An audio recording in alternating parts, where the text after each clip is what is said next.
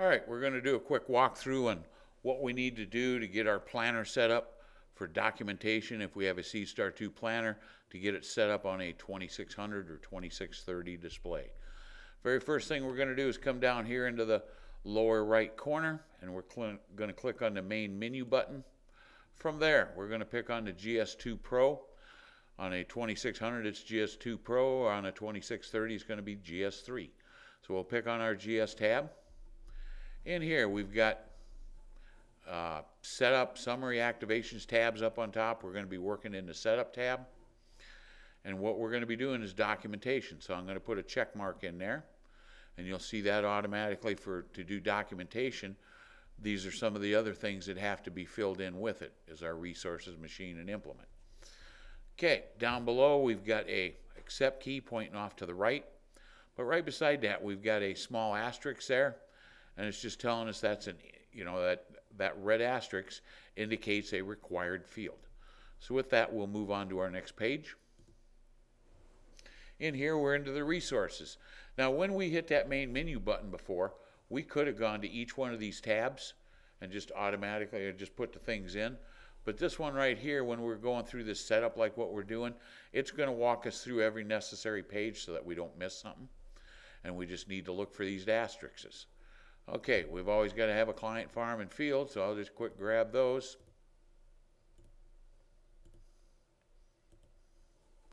Okay, and we have to have a task that we're doing. And we're going to be doing planting, so we'll grab that. At that point now, I've got everything filled out on this page that has the red asterisks by it. There's some other ones that do have or don't have an asterisk. It's something we could put information in there, and it would give us more information in Apex or our mapping software after we took it out of the display. So with that, over here on the right-hand side of the page, we've got exit set up, we've got go on to the next page, or we can always back up a page. So we'll go to that next page, and now we're just on our machine, which is our tractor. We're going to go down in here, machine model. It doesn't have that asterisk by it. I'll just go ahead and grab one anyhow. And then machine name, we'll go in there and grab a 8030. Okay, so now we've got everything with the red asterisks over here filled out. We've also got red asterisks right in here in this change offsets. One thing to mention with these dimensions that come loaded from John Deere, they're not always necessarily right. You know, it might depend. They have domes mounted in different places. So it's a good idea just to get the tape measure out and take these dimensions. We'll go through these dimensions a little bit of what they all are. Letter A here, this is just if that dome has an offset to the left or to the right of the tractor, on which side it is. For the most part, you know, the reason a guy would maybe use that is if you're getting a wide narrow in your guess row that it's not centered quite where it should be. The real fix would be to do a TCM calibration of the Starfire itself. But if you're out in the field, in the middle of the field, you don't really want to try to do that out there. You know, you want to be on a firm surface. So a guy can put something in here, an inch or two or whatever, to fix my wide, narrow guess row. The main ones we're concerned about in here is letter B. It's basically that dome to the axle. And then letter C, which is the dome to the pivot point. And on this, we're doing it with a planner, so it's going to be the pivot point of that planner itself on the 2-point hitch of it. That pivot point is what we want to be measuring. Like I say, these measurements probably aren't right. I know the 171 is probably fairly close. This one here is probably closer to 65, but then again, that's going to depend on the tractor. But you know, one of the reasons we're putting these offsets in here is when you're looking at your map and you come to the end where you raise and where you go back into the field, you might see if these offsets aren't set right, you might see kind of a jagged from your entrance to your exit into the field. So this is a way we can fix that. But one thing to be said right along with that, if we're running a machine that has swath control, you know, it's got the row command clutches on the planner, you're running swath, section control, whatever it will be according to the display, we don't want to come in here and change these to fix that documentation because it's going to mess up our row command. So basically get a tape measure out, guys, measure them, get the numbers in there. Letter A again was the offset, B was dome to axle, C was axle to our pivot point. And the letter D is just for the height of the dome, which is also put in on the setup page of the Starfire receiver. I'll just go ahead and put one in there, and we'll accept. And now we've got everything set in there. Right down in here, we've got recording source on a planter. It's got a controller. It knows when it's planting, so it's just automatically going to trigger that recording for us. So with that, we'll go on to the next page, but it might be that, you know, if you're setting up documentation for something other than a planter that doesn't have a controller, you might have to pick something in here, but on a planter, it's always going to come up as auto. So we'll go on to the next page. And now we've just kind of got the same thing, only now we're going to be talking about a planter. Let's go ahead and just grab a model one. And here again, we've got a 16-row planter. These dimensions I know are relatively close. The dimensions we're really concerned with is letter A and letter B.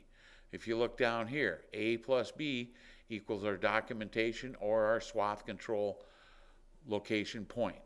So these two dimensions we want to make sure we get in there. So let's get those measured and put them in there. Make sure they're right. Hit our accept key. Now we've got everything filled out on that page in there. Down here we're going to have our tracking widths, but we're not really dealing with tracking auto track right now. So we're just going to go on to the next page. And now we've got our documentation tab. Like I say, again, we could have done that from the menu, but we're going through the automatic part with the setup. So in here we can see we've got an asterisk up by seed type. So we'll just be planting corn today. Put some corn in there. Then we've got variety. You know, right now I can't see that there's an asterisk there. I'm thinking I'm all done. So just one thing to remember, guys, when we go to variety, we have to get that in there too. And here, now we can see those asterisks. So at any rate, brand we don't have to have, but I'll just go ahead and pick brand 1. Pick a variety 1792, and we'll give it, we can pick different colors to assign it, but we'll just leave that one there, and we'll hit our accept key. Okay, the other thing we can do is we can also add a variety. You might be running a planter, you might be running a box planter. You can have up to 6 different varieties in here for the different rows. So at any rate, you can add another variety. It's doing the same thing right here. We'll go brand 2. We'll go variety 4537 and accept. Okay, so now the only other thing we've got left to do is basically we can assign these varieties to different rows, which is going to be done right in here. Right now it's got variety 1792 on rows 1 through 12. I could change that row. You know, if I had a box unit, I could put as many rows as what that one is planting, and so on. And then we'll just go on to the next step. Here we've got our other variety, which rows they're actually going to be on. So in here we can make changes and get our varieties assigned to the right rows. And we'll just accept. Okay. With that, we got everything filled out on this page, so we'll go and accept. See, we don't have another step here. That means basically we're done. So we'll hit our accept key, and we're going to get a page that comes up and says setup is complete. If you have required all the fields with an asterisk in there, it's going to document for us. So we'll just go ahead and hit our accept key one more time. You know, if we thought we maybe forgot something, here we've got the backup pages and we can back up through everything. But we'll just accept and accept. And at that point, guys, everything is all set up for us. One thing I wanted to mention on documentation, I'll get a lot of guys, they got a variety in there, and now I went to a different field. I'm going to put a different variety in it. I'm not going to use this one anymore. One of the things I'll get a lot of phone calls on, I've got these varieties in there. How do I get them out of there? Basically, is all we've got to do is go up into the window here. We're going to click on this variety. We've got the line with dashes there. You know, we'd have our list of varieties here. Or otherwise, we got the line of dashes. We'll accept. And there, now we've only got one variety. Or we could change that variety, but that's how that's done. So with that, guys, it's pretty much walked us through what we need to do to set up for documentation.